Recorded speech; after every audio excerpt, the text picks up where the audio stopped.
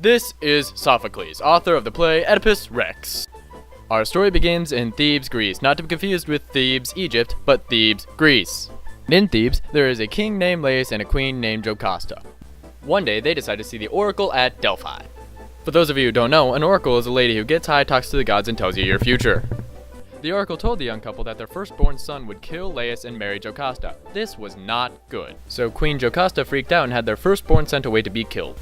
The baby's feet are then pierced, shackled together, and he is left on a hill to die, but instead he ends up in the hands of Corinthian noble, who raised him as their own.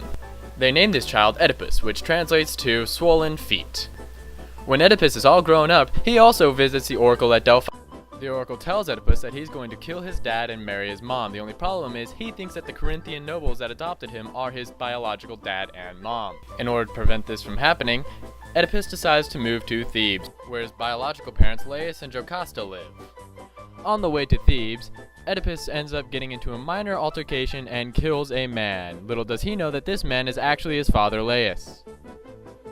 When Oedipus reaches Thebes, he finds that they have a problem in the form of a sphinx, but he solves their problem using his brain, so they make him king, and apparently it's obligatory for a king to marry the widowed queen of that town, so he ends up marrying Jocasta. Yes, Jocasta, his biological mother.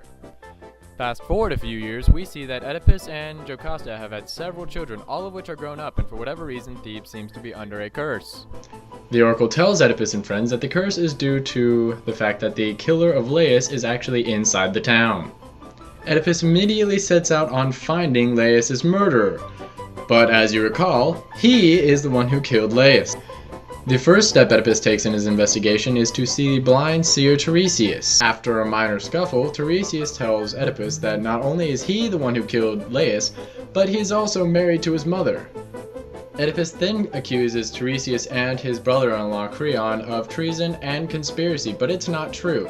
And in order to calm him down, Jocasta tries to reassure him by telling him the story of Laius' death, but it has the opposite effect, because it reminds Oedipus of that one dude he killed on the way to Thebes.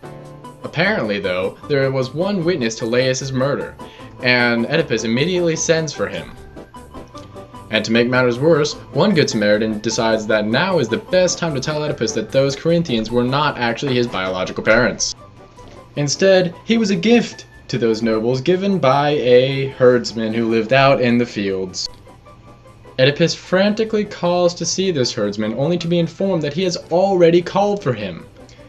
It's about here when Jocasta figures this whole ordeal out and tries to persuade Oedipus not to pursue this any further. When Oedipus ignores Jocasta's warning, she storms off into the palace.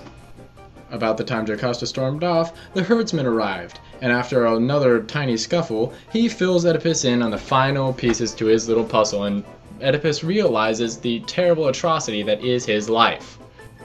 Next thing you know, Jocasta hung herself and Oedipus stabbed his eyes out. And that, my friends, is the end of Oedipus the King as written by Sophocles.